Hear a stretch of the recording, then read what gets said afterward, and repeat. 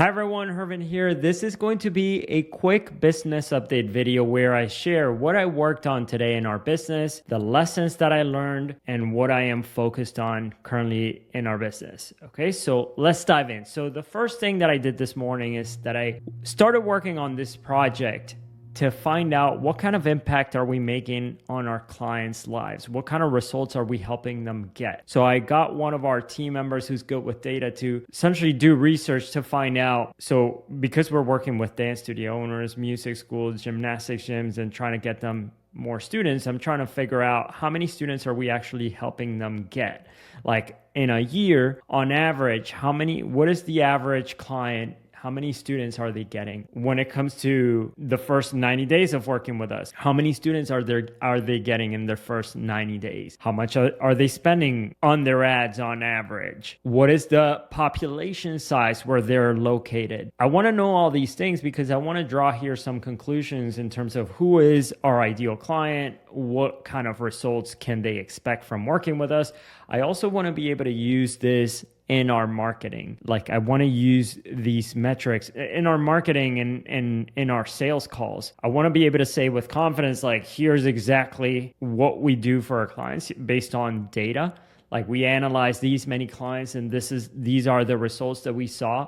You know, this is the average client. This is how much they bring in, because I want to be able to say, so right now, if I pull up my screen, so yesterday or the day before, I shared an update where I was working on the marketing for our company. This is something that I am focused on in our company right now. So I am focused on improving our lead generation. This is something that has been on the back burner for us in our company. It is right now the biggest bottleneck and I want to focus on it. And so I'm working on marketing funnels. This is my background, how I came into businesses by learning digital marketing from Russell Brunson, the owner of ClickFunnels. I read a lot of his books that got me in. Anyway, I've taken a ton of courses being part of masterminds where they teach marketing. I love this stuff. And so right now I'm trying to figure out like, okay, what do I say in my ads? What do I say in the opt-in page? And right now the offer that I am the offer that I have in my mind has to do with working with us for free. So personally, I don't love having a business that relies heavily on sales calls. I rather have a business where the product does the selling. Now, would that, how I think that manifests itself in our company, because we don't sell an actual product, we sell a service, is that we let our service do the selling for us. So we need somehow to bring in people. So in my mind, what I'm thinking is that we bring in people for a 30-day trial where we incur the cost of bringing them on board to work with us. So anytime we bring in a new client, we do all of the tech setup for them. We train them. We have one-on-one calls with them. So we invest heavily into each client that we work with. We're thinking of absorbing that cost instead of paying salespeople like sales commissions. We'd rather incur that cost ourselves to make a great onboarding experience and have that be the thing that ultimately wins our clients over so that they could become clients. I want them to see how amazing our services are and the results that they get, and let that be the decision maker for them to stay with us. So that means that we need to improve our onboarding, which is actually a project that I was just working on. I'll talk about that here in a second.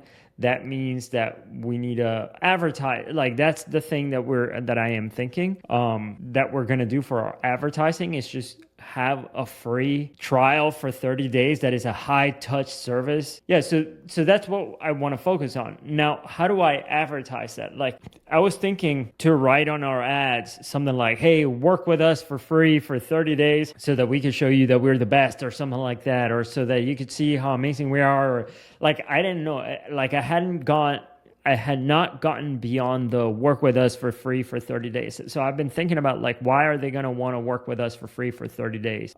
So this morning, as I was brainstorming, I was writing things down on my phone and I'm thinking, okay, what is the simplest way to sell this idea. Like, what is our unique value proposition, and what is the simplest way to convey that idea? So I'm a fan of keeping things simple. If I think like simple scales, also simple when it comes to marketing. I've been learning this from even like YouTube itself. Like, I've heard so many people talk about, like, if you want to have successful YouTube videos, you need to have ideas that are easy to grasp. Like, the reason why Mr. Beast in his videos, they blow up is because the idea, like, he's like, I got buried alive for 7 days. Like, that's a super simple idea to comprehend. Or I explored an underground cave. Like, that's an idea that is super easy to understand. So for me, when it comes to our marketing, I'm trying to figure out, like, how do I convey in a simple way, like, work with us for free. Here's why. So the way I'm thinking about it is saying something like, work with us for free for 30 days, like test out our services for 30 days. Yeah. So like, if you want to grow your business, if you want to attract more students, I want to invite you to come work with us for free for 30 days. We'll help you.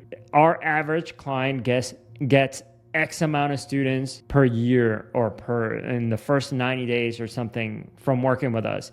Something like that. You see what I'm saying? Like, I want to create some sort of angle and that uses the metrics. So that's why I started, like, I'm having our team member start this project of researching to find out what kind of impact, what kind of results are we helping our clients achieve within certain time frames, like 90 days, a year, and so on. And so, yeah, so I started that project today. And then besides this, I also worked, so I'm going to show you here on my screen. You see here where it says onboarding.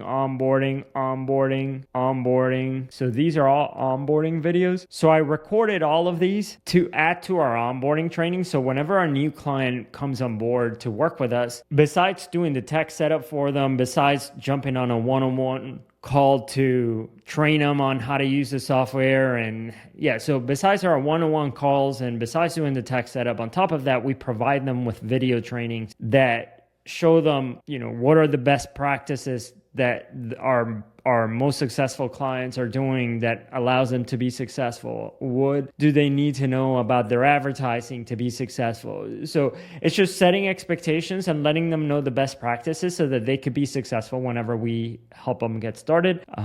Because as much as we can help them, they also need to be able to help themselves in a way. They also need to be able to do their part if they also want to be successful. So we provide them training with like, here's everything that people are doing to be successful. Okay, so that is what our onboarding looks like. However, the part that's missing is that there aren't that many videos that are selling our company to the new client. Like, so especially if we're going to do a free trial where people are going to come on board and they're not going to have a chance to speak to me one-on-one on a sales call beforehand or with a salesperson beforehand, they're just going to go straight into a free trial. Our onboarding needs to do that job of selling them, like letting them know what problems do we help people solve, what kind of results have we been able to get for people, show them success stories, show them our client wins, show them how we're here for them and the benefits of the things that we're doing are. And so just overall being able to explain to them and make it easier for them to understand what it is that we do and why should they care. So yeah, that's what I was able to finish. So I recorded this videos over the weekend. I recorded about 19 videos to add to the onboarding. And today I was able to add them into the onboarding, into the trainings. So I did that. And the last thing that I focused on was a sales call. Today, something that I've been trying to focus on when it comes to my sales calls is to make them more concise, to make them shorter. I heard Chris Voss, which is somebody that I read his book, Never Split the Difference. And I used that in my sales process a lot, in my sales calls a lot. I use the techniques he teaches in there. I think they're amazing. That in combination with the book Spin Selling is also fantastic. So those two are amazing books. If you combine them both, I think they make for a great, I think they help you create great sales scripts. But I think my calls, I talk too much and I run the calls longer than they should, and I want to make them more concise. And that was something that I was working on today, is just making them more concise. I heard Chris Voss talk about how he was able, when he worked at the suicide hotline, he was able to turn people away from, he was able to talk people off the ledge within like 10 to 20 minutes or something like that. He says that the calls were short and he barely said a thing. And to me, I'm like, man, I'm talking a lot on my sales calls. Like, how can I use a lot of those tools inside the Never Split the Difference book to shorten those sales calls and to get my message, convey what I need to convey in the shortest amount of time possible and without extending the call. I think it also, like, the shorter the call is, as long as you cover everything, the better it is. I think the longer the call drones on, I think the worse it is. I think it overloads the person with information. They get bored. So I think the more concise it is, the better. So that's something that I was focusing on. Another thing that I was focusing on is asking questions like, so a question like this, like, why would you want to change anything about your business right now? Asking them in like the why question, like, why would you want to change anything, gets them to say like, oh, because, I'm not happy, or because I need to grow, or they give you the reason for why they want to buy your product. And so asking a question like that, let me think of another one that I asked. So the person told me today that they were in business for 21 years. So I said, hey, you've been at this for 21 years. Why change anything now? That's another one again. So why would you want to grow your business? That's another one that I asked. Why would you want to grow? Why would you want to change? I'm trying to get that person to sell themselves. And that was effective today in that call. There was another thing that I brought up. So he was bringing up, I had asked him, like, have you tried any other ways to market your business? And have you tried any other services? And he said yes, but it hadn't worked before. And on top of that, he has his wife who usually does not love the business side of the business, and she is sometimes not up for he said that his wife sometimes like shuts these efforts that he's putting into growing the business, she shuts them down. I don't know if why he said that.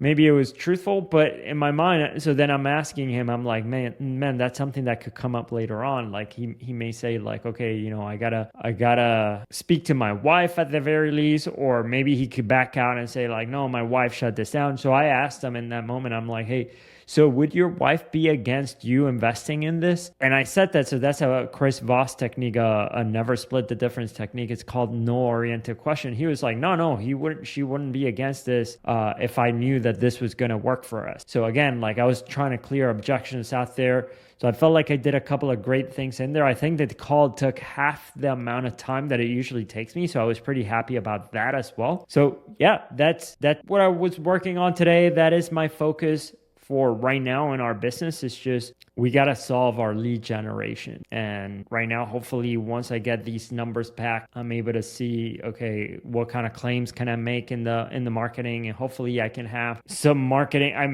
I'm hoping that I can launch these ads sometime this weekend, ideally. So we'll see. But anyway, that's it for me today. Thank you all so much for watching. I'll see you in the next video. Bye.